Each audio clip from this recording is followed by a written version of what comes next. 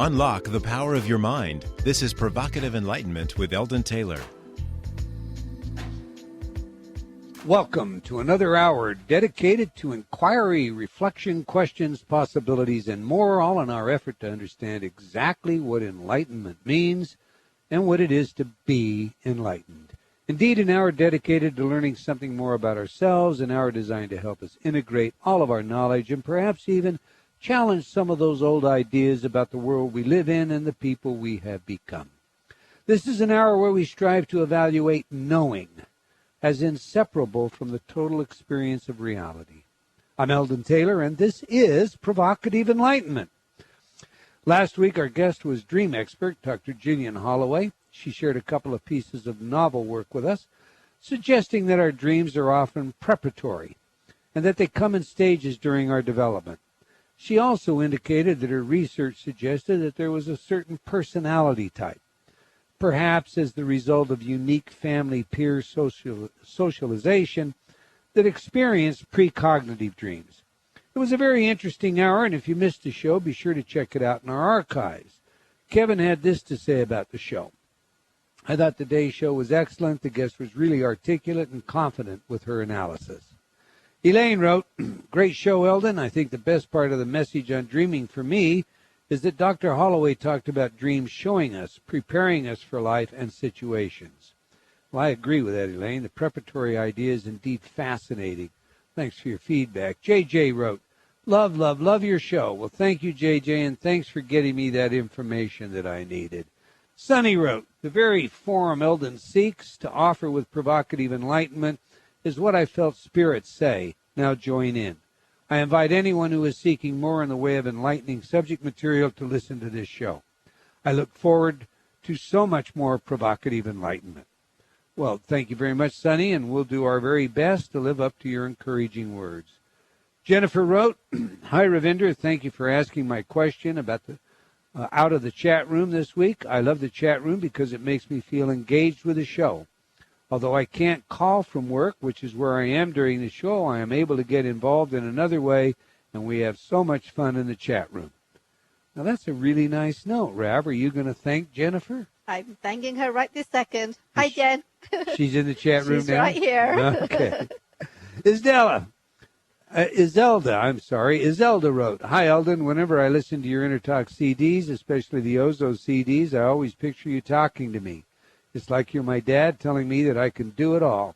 Luck and success is meant for me. It's my birthright. Thank you for all that you do. I love your CDs. I have several, and I listen to them faithfully.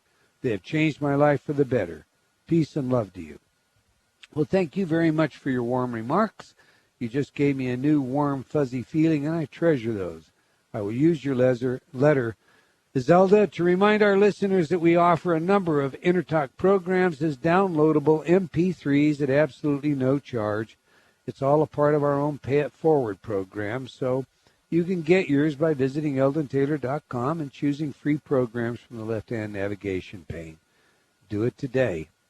All right, now here's a comment on my newest book, What If? The Challenge of Self-Realization, from Jillian, last week's guest. Quote, very few books have the power to potentiate your life like this one. It is packed with questions that invite us to step outside our familiar assumptions and to view things from new angles. This book does not provide a sympathetic pat on the head and encouragement to keep on keeping on. Instead, it asks shocking questions to encourage you to jump the fence here and there, explore a new perspective, and learn where the tricky vines of habituation have been holding you back. You may not love every single word of this book, but you will love the sense of power, authority, and capability you feel toward life when you finish it. Books that promise easy answers are a dime a dozen. Empowering questions to unlock the gates are priceless. Well, thank you, Jillian, and to all of you. If you've not yet obtained your copy, be sure to go to my website and click the party banner at the top of the page featuring the book. You will find instructions on how you can obtain over 100 free gifts when you get your copy at Barnes & Noble or Amazon. And Ravinder, this is a book that is stirring quite some controversy, isn't it? It most certainly is. Pushes some buttons. It doesn't tell you what you want to hear, but it is still impacting me, and I think that says a lot. I think, a lot of people expect an answer, and the book is not a book of answers. It's a book of questions.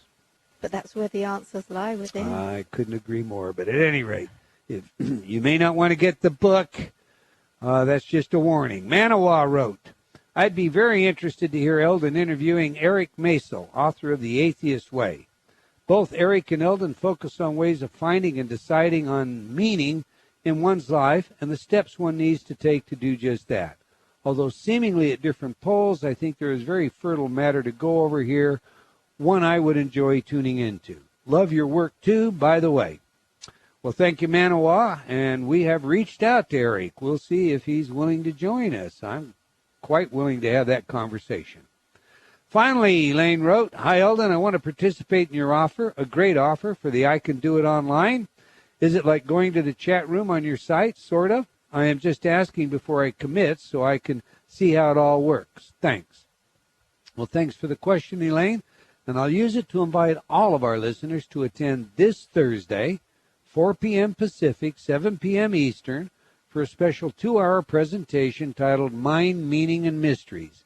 This is an online Hay House radio event, so when you sign up for the event, you will receive a special URL to tune into. You can sign up by going to eldontaylor.com and choosing the I Can Break Through the Limits online course. You can also find that at Hay House. By signing up now, you will gain access to special presentations by 5 other Hay House authors, including Brian Rice, Cheryl Richardson, Chris Carr, and Marcel Pick. So act today. Check it out. You can go, like I say, to eldontaylor.com. All right, that's all the time we're going to take for letters today, but I do invite you to opine by sending your email to eldon@eldontaylor.com or by joining me on Facebook. You can also just leave comments on my website. I do try to read all of your letters. Obviously, we can't get them all on the air, but they do impact our programming. I highly value your input, so once again, thank you, all of you. All right, now to today's show. Every now and then, along comes a perspective that becomes a language, an institution, not just an idea or a book. Think of Freud for a minute. He left us with a language. We all know and discuss such things as subconscious strategies, the ego, the role of dreams as a doorway to the subconscious, and so forth. Imagine an in-depth discussion about the human being, motives and behavior, without the constructs we call ego or the subconscious mind. Well, today's guest has done something remarkably similar.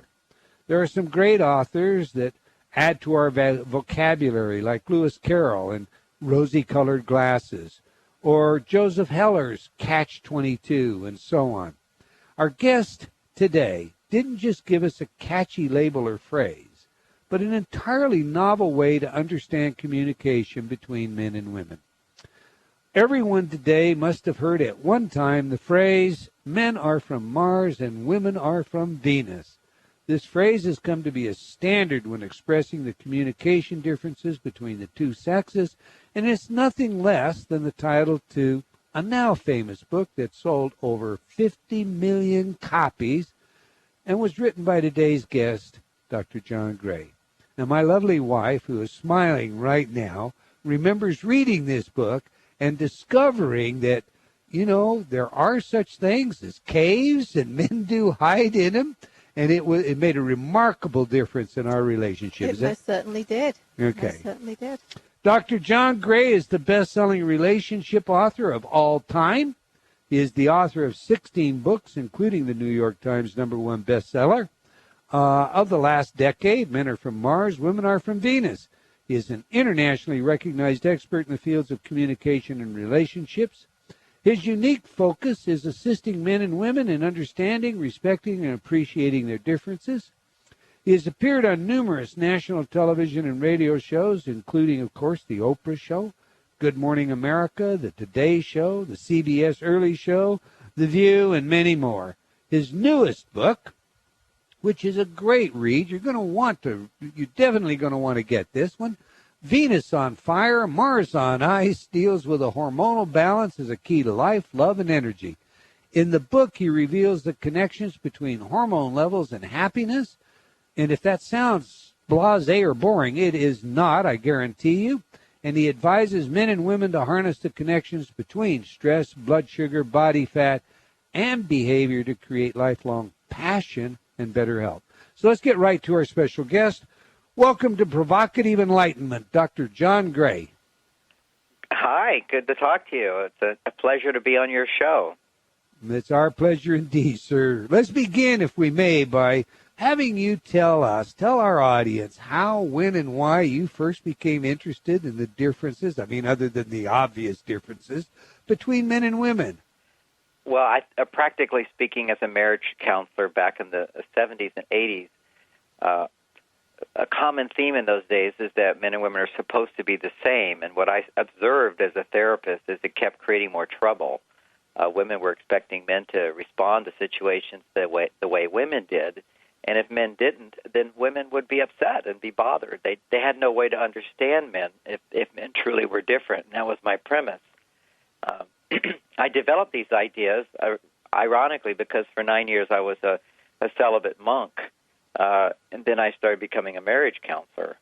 First, and the perspective that I had was really one of unconditional love. And when you approach situations from unconditional love, you tend to take longer you take the time to understand someone's unique perspective rather than quickly judge it. And with that insight, I was able to develop a lot of basic concepts built around how men and women commonly misinterpreted each other, creating trouble where they didn't have to be trouble. Now, you heard the setup piece. And I mean this sincerely. My wife and I prospered greatly in our relationship from your work, okay? I appreciate that. On a personal note, has your research enriched your own relationship? Oh, my gosh, completely. I clearly would not be married. I'd be married probably several times if I didn't have this information. It's still critical for the success of our relationship is to be reminded of these ideas. I wrote the book and or many books on it. I even have little stickers that I occasionally put on my bathroom mirror just to remind me, take the time to listen, because the men typically will listen to content, like digital content, and then we want to jump on solving it or fixing it or doing something about it. And it's so instinctive to us, and yet to realize that for women, their brains are wired up differently, and the talking part of the brain actually, by talking about feelings, it reduces a woman's stress levels. Even before they try to solve the problem, just talking about it can reduce stress levels. But for men, generally speaking, it's taking action to solve a problem or forgetting the problem temporarily that helps men to cope with stress. Okay, now, there is this saying that we teach what we want to learn, and I'm sure you've heard that.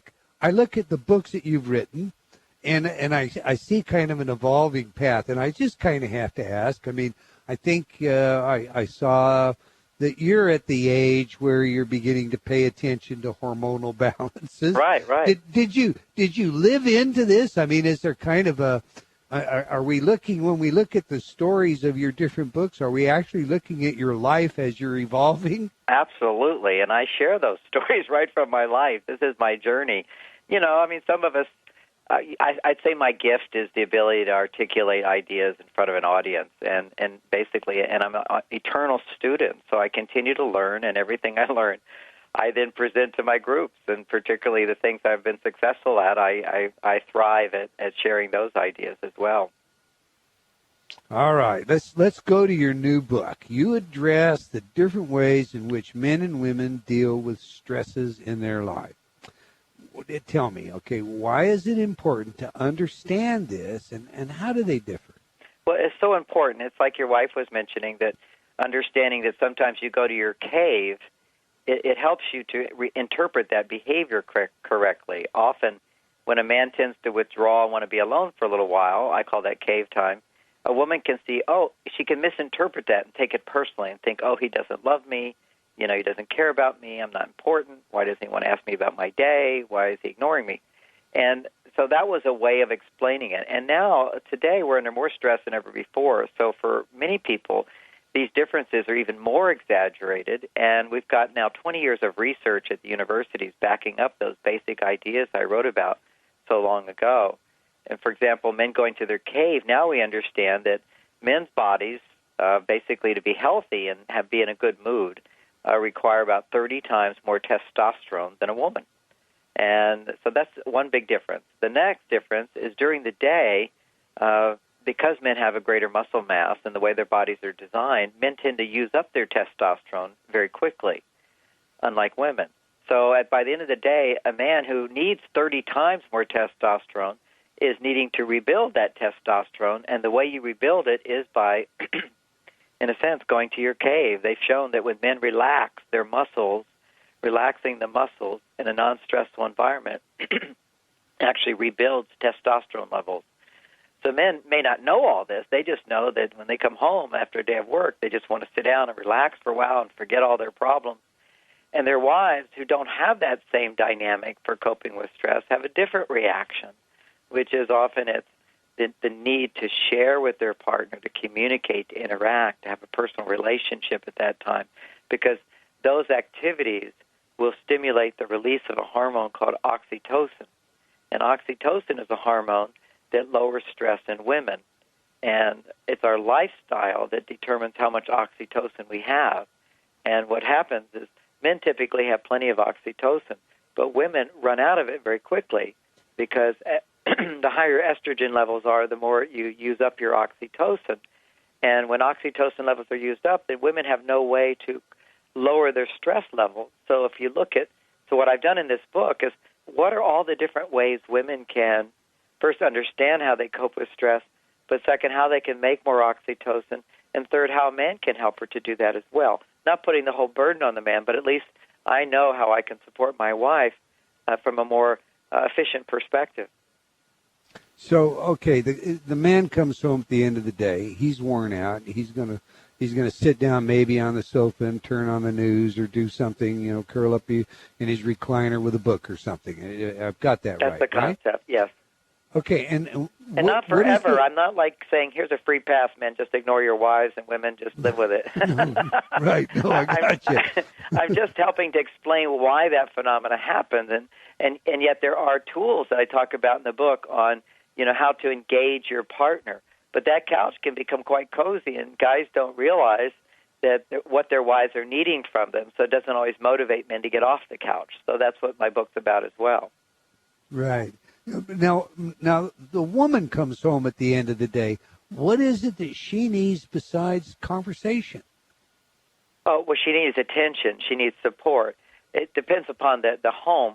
But as a therapist, what I'll see is the three major issues that women will complain about. This is where they'll say they're missing out. They feel ignored. They feel neglected. They feel not heard. So not heard is lack of communication from her perspective. Also, lack of romance. He doesn't say he loves her. He doesn't do affectionate expressions of affection. They stop planning dates. They stop doing special things together to a certain extent.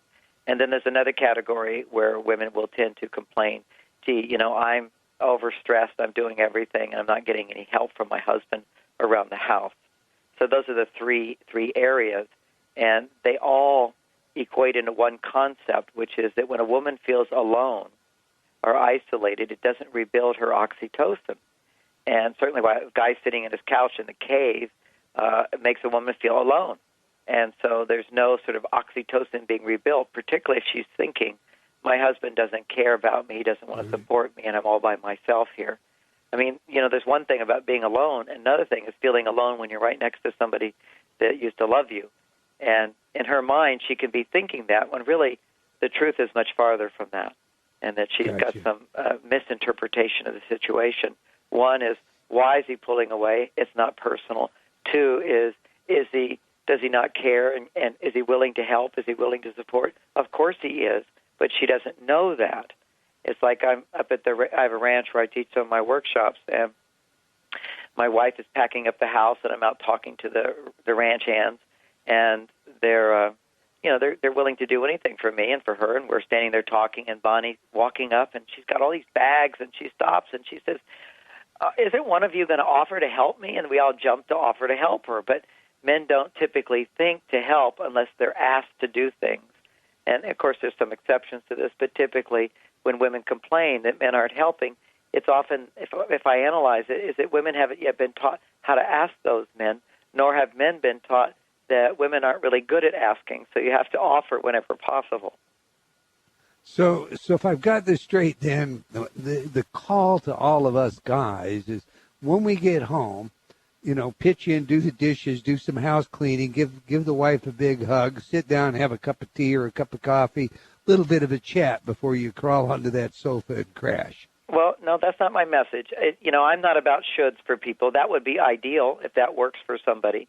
It could be the other way around, which is a couple of days a week a guy does that, and a couple of days a week a guy goes and crashes, and then does that when he's done crashing.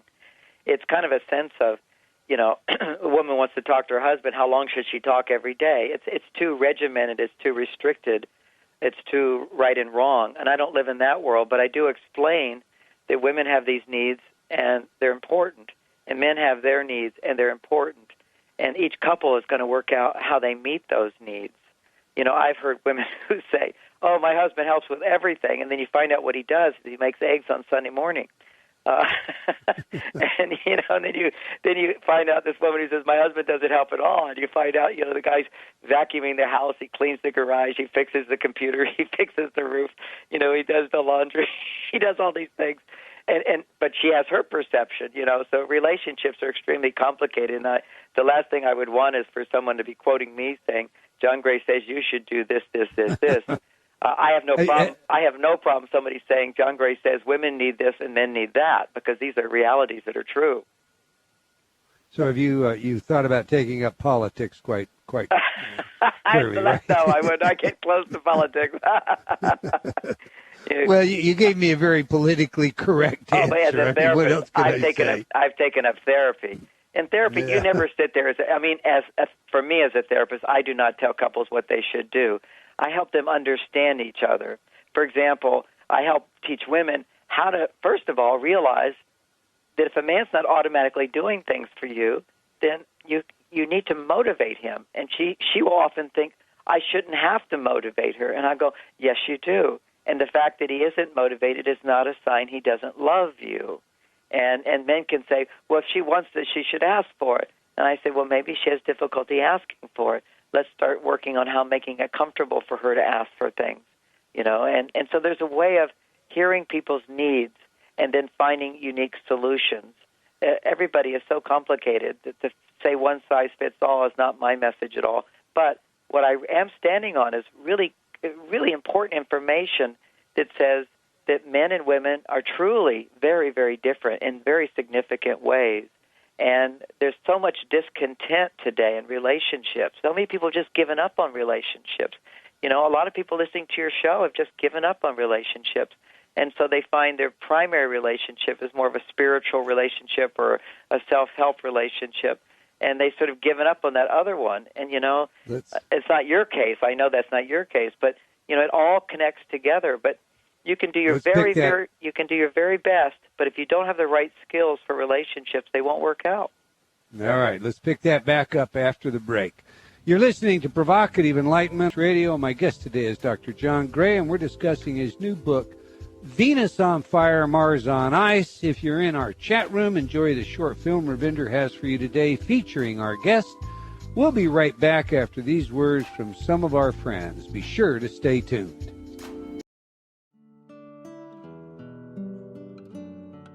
Have you talked to yourself lately? What does that inner voice say? Are you constantly hearing negative feedback? Ready for a change? Inner Talk, Eldon Taylor's patented subliminal technology, can do just that. Change your inner self-talk. Turn off the negative by replacing it with positive affirmations. Inner Talk has been researched at universities such as Stanford and by governments around the world, and has been proven effective at priming your self-talk. Armed with a new positive outlook, you'll find everything becomes easier. From losing weight to stop smoking, giving presentations to riding horses. Learn new things to being a powerful salesperson. Choose your title for change today. Visit www.innertalk.com. That's INNERTALK.com. Innertalk.com. Confusion, deception, manipulation, feeling a bit controlled, lost, Learn how you can take back control of your life through proven techniques in Eldon Taylor's revised edition of Choices and Illusions. This New York Times bestseller is a guidebook to your journey to self-actualization, filled with practical, real-life solutions backed by scientific studies and guaranteed to awaken your inner genie. Get your copy today from all bookstores.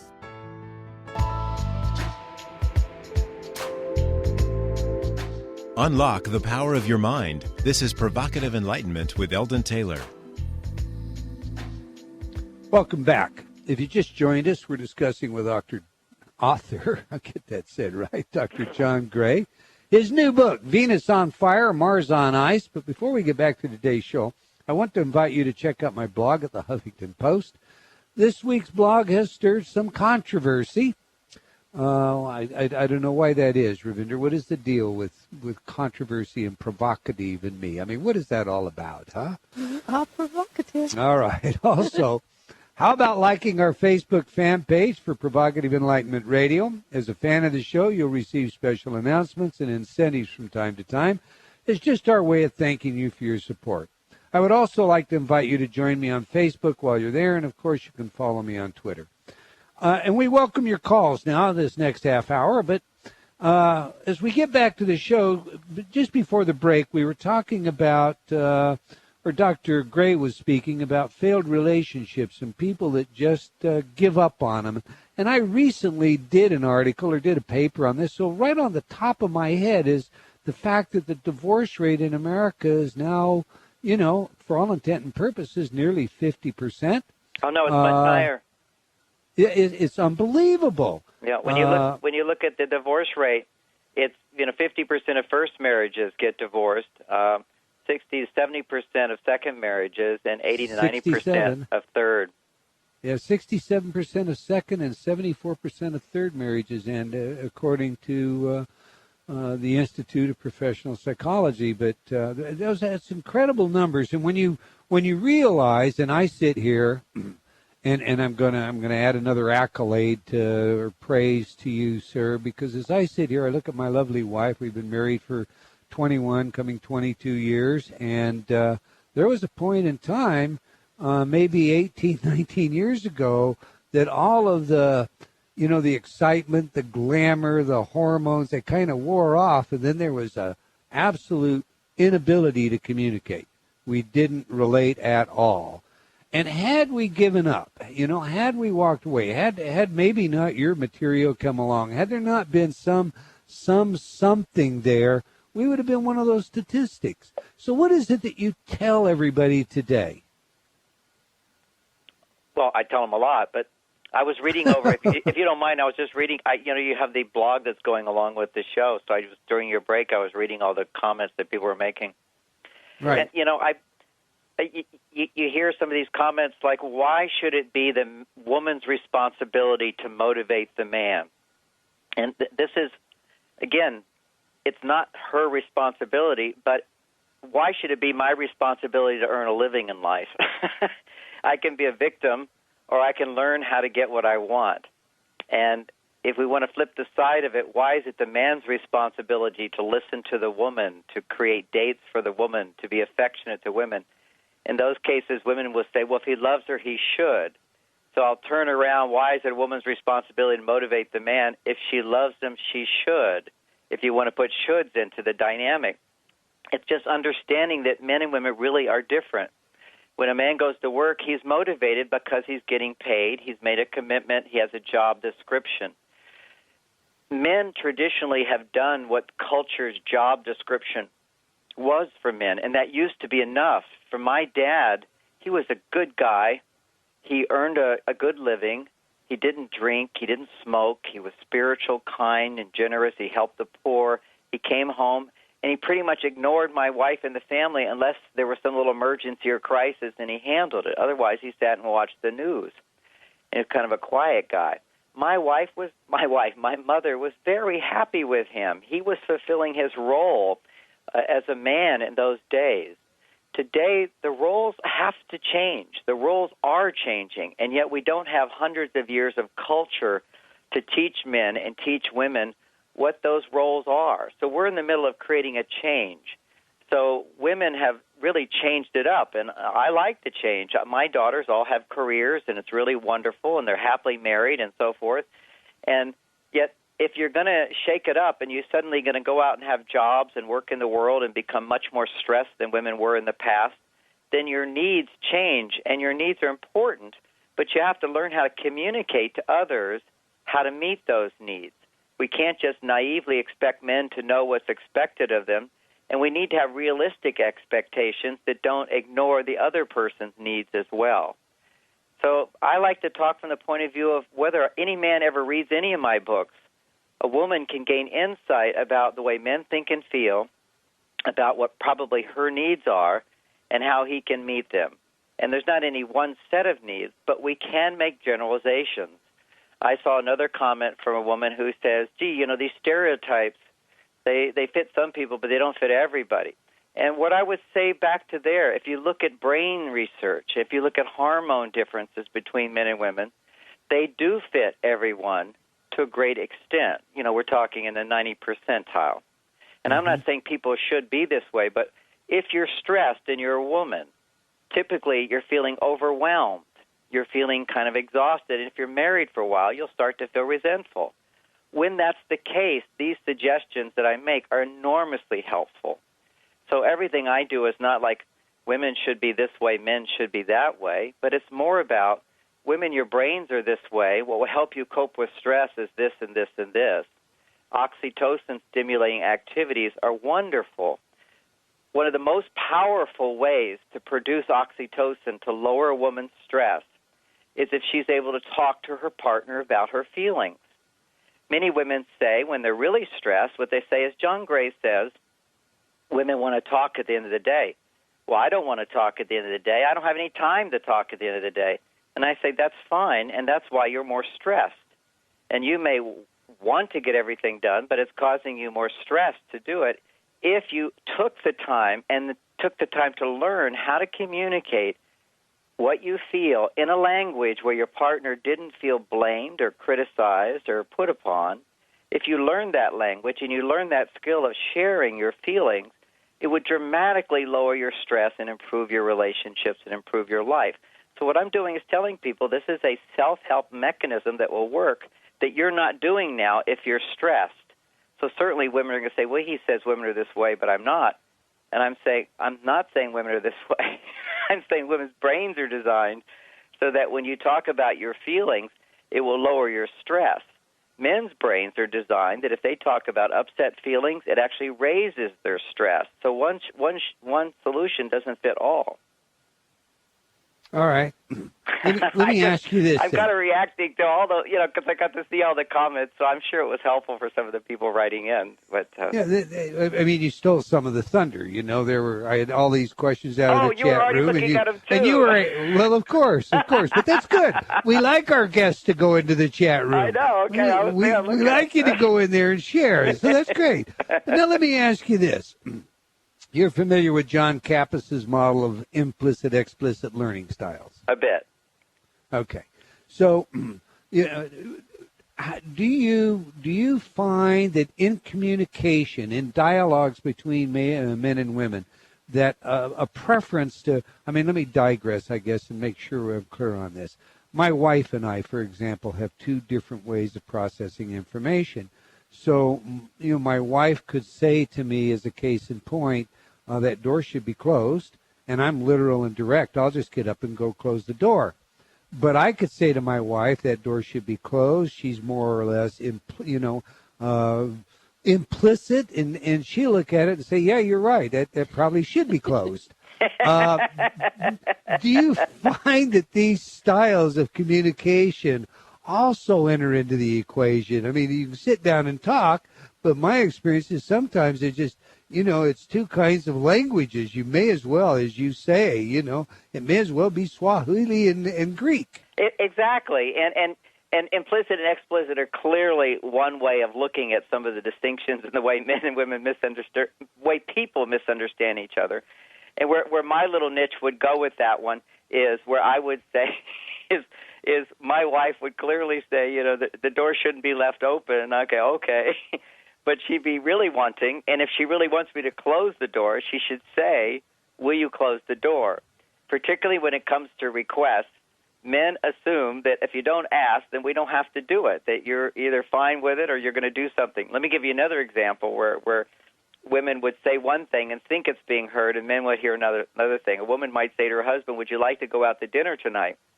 And the husband would say, no, I'd rather just sit home on the couch, watch TV, and have you make me dinner. And he doesn't even realize how abrasive and rude that might sound to her, because he assumes that if she says, would you like to go out to dinner, she's concerned about what he would like. And generally speaking, if she says that to him, she's really saying, I don't want to make dinner tonight. Let's go out to eat. Will you take me? Or would you make dinner for me? So there's a lot that goes on in our statements. Another one is, I don't know why this didn't get done, and I always chuckle at my wife, and I say, well, it was you or it was me, and clearly it wasn't you, so you're suggesting it's me. But, women definitely have, as a general rule, now not every woman, but as a general, there's a tendency to be indirect with women and a kind of frustration that men will feel, which is, just tell me. And she says, I am. So clearly, you hit one kind of distinction. I was mentioning another. But great, both great distinctions. But all right, that gives rise to a comment or a question coming out of the chat room from Mark, and he wants to know if this type of communication can be applied to other relationships, such as discussions between liberals and, he says, liberals and Republicans. I guess he considers Republicans conservatives. At any rate, yes. Well, first of all, my specialty is gender and not Republicans and liberals. At the same time, in the middle of my whole communication about men and women and relationships and parent to child, I've written books on that as well, it's basically good communication skills. We just have to keep in mind, as one of your commenters said, I thought was quite brilliant, basically said, the real essence of what they got from Men Are From Mars is don't assume when you say something that your partner's really going to understand it, because they probably don't. And I think that is, that's one of the brilliant summaries of a good communication course, is the assumption that if I said it, then they heard it. And if I said it, then they should have heard it, as opposed to if it seems like they're not listening or they're not hearing or they're misunderstanding, rather than blame them as a shortcoming, let me reevaluate how I said that. So, one of the communication skills I suggest for men and women is never make the other person wrong for what they heard, but instead of saying, you're not listening, which I think is one of the worst things you can ever say to anybody, although we think we can easily just say that. No, you don't understand, or oh, no, you don't listen. When you make those kind of comments, you just shut someone down, as opposed to another simple communication skill is as simple as saying, let me try saying this differently. And as soon as I say to you, let me try saying this differently, there's an implicit message that says, you didn't hear what I said, but I'm not blaming you for it. I'm taking responsibility for being the communicator rather than blaming you for not hearing me. Right. I think whatever we can do to take blame out of our relationships and judgment is always going to help love to flourish. And, that's the context in which I share the Mars-Venus ideas, which is there's so much misinterpretation of men and women. And for the small percent of women, for example, who, when their mother was in the womb, there's the drug that was given in the 50s that raised her testosterone levels, and it caused the little girls to become much more masculine. And so those are the exceptions, and they grew up in the 60s, and they became very rebellious and started the feminist movement, a portion of it, a wave of it. And to this day, they don't give that drug anymore, but they do have the research on that these women do have much, much higher levels than other women of testosterone, and therefore they'll take on many of the attributes of men. They still have the same hormonal system of women, which is coping with stress through nurturing activities that stimulate oxytocin. So for them, it's going to be even more challenging to cope with stress, so they tend to have a higher level of discontent in life and a confusion about, why is everybody happy with this? That comes about when a woman's testosterone levels are too high. She can still cope with it by knowing that oxytocin, this hormone oxytocin, will help lower her stress. She just needs to make a deliberate effort to do things that maybe more girly girls do. even to this day, when mothers are more stressed in the first few months of their pregnancy, it can cause a spike in testosterone levels in the baby girl and cause her, as an adult, to become more, we'll say, testosterone-oriented, meaning more masculine attributes. They find that competitive runners are that way. There's an interesting study they did in England where they showed that if you look at your hand and you stick your hand up and you've got your forefinger and your ring finger, and if your forefinger, that's the finger next to your thumb, if it's higher than your ring finger, it's a sign that you have higher testosterone levels. And they found that very competitive women and men all had that. This is an interesting. I mean, we are governed to a great extent by our hormones, and regardless of the hormones in the womb or how much testosterone a woman does have, she still has this other dynamic in her body, in her brain, which is set up where if testosterone is used, it doesn't lower her stress levels. But for man, testosterone does lower his stress levels. And for what lowers stress in women is the hormone oxytocin. So she has this sort of feedback loop in her body, which is that when she does nurturing activities, it's a major stress reducer. But if she runs out of oxytocin, meaning she's low in oxytocin and she does nurturing activities, it doesn't lower her stress. So this is the difference between if you enjoy shopping, you could go shopping. It's proven to be an oxytocin rebuilder for women. Their oxytocin levels will rise when they go shopping.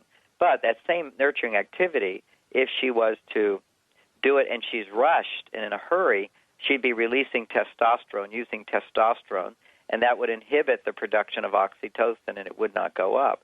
So, there's a few variables here. And one of the things that we haven't talked about, and I want to go to next, is, we are always predisposed. Our neurochemicals, our chemistry, the body chemistry itself, passes through a lens we call perception, that has a whole lot to do with our expectations. So tell me, you write about this in all of your books, but this is an important component, the role of expectation in relationships. Oh, it's so huge. It's so huge. And the way I would, talk about it, and the way I do talk about it, is the role of unrealistic expectations. I have no problem with expectations. When I get in my car, I expect to arrive at a destination. When I go do a job, I expect to get paid. I wouldn't go if I didn't expect it. I'm doing this interview. I expect you to do a great job, and I check you out, and you do a great job. So I'm happy. My expectations are right. And what we need to do is when our expectations aren't satisfied, then that's a source of dissatisfaction. We adjust our expectations.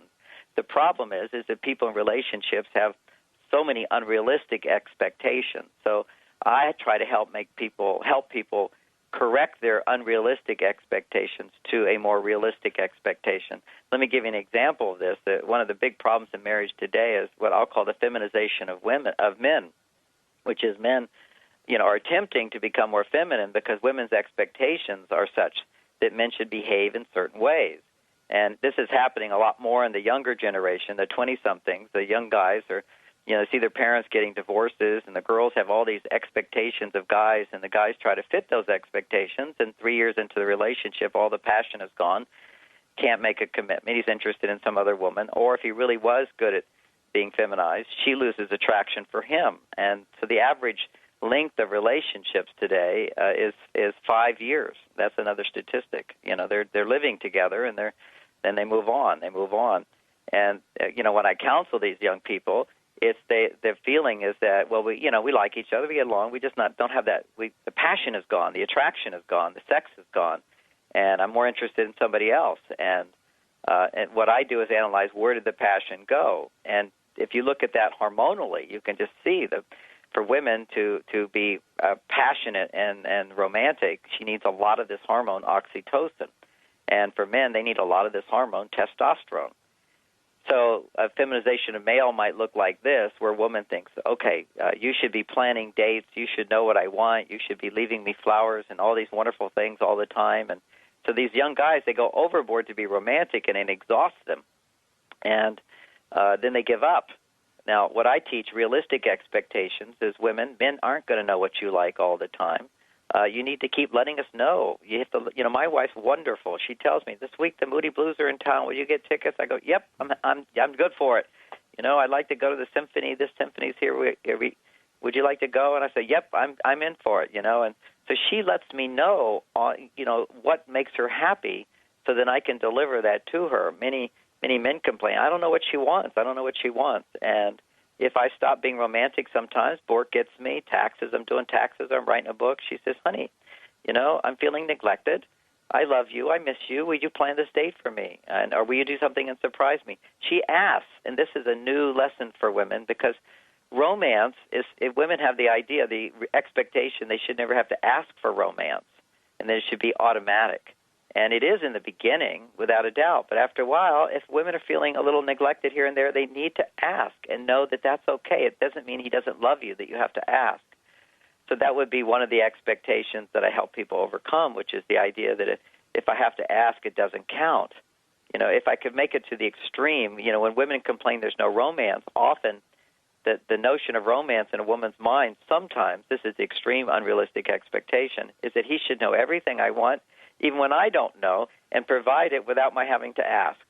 And while if he does that, it's super exciting, you can't maintain that weekly, as an ongoing diet. But the truth is, in my mother's generation, romance wasn't so important. But in my generation, women are more stressed, and romance turns out to be a super oxytocin stimulator. So, these new needs that women have are often expressed by complaints, and they have to learn how to communicate these new needs to men in a consistent way that doesn't sound like complaints. Otherwise, he just feels, oh, she's nagging me, and that just exhausts him and causes his testosterone levels to go down. So, it's not an easy solution. It does take knowledge, and it takes practice and applying. If it was so easy, there wouldn't be so many failures. When you think about over 60-70% of people are failing at marriage, and why is it? It's a complete, as you say, or you're bringing up the topic of unrealistic expectations, and on the top of the list for me would be the expectation that if my partner loves me, they'll know what to do, and they'll love me just the way I am and provide the kind of support that I need. And like my wife, her thing recently is, my needs are important. Of course your needs are important, and I'm so glad that she's willing to ask for the support she wants, as opposed to if a man neglects her by just not knowing or not realizing what her needs are, because so often they're different, then she gets the message that her needs aren't important, and then her self-esteem can go down, and it makes it harder for her to ask for what she wants. So it's a complicated thing. And a large part of that, I think, grows out of, out of the media, out of the movies, out of, young people today have a different view on what a long-term relationship is based on what they see in the media. Do you think that's true? Well, the media plays a part over here. I put more emphasis on what they saw with their parents. That's what they see every day, and that's reality. And if you ask them, they'll often say, well, I'm more cautious about getting married because, my parents got divorced, and I don't want to go through that. That's not what I want to provide for my children. So there's a much greater caution, and that makes sense. The role I see that happens in the media is, what you'll see is women will see a guy behaving in an incredibly romantic way, which has been, the lighting was perfect, it was rehearsed 10 times, the script was rewritten by 3 different writers, and it's a completely unrealistic situation where he's invincible and he saves her life after many, many sacrifices and so forth. When you experience that vicariously by watching the movie, it produces so much of a hormonal reaction inside of her. It's like an intense buildup of oxytocin. And then her brain goes, that's what I want.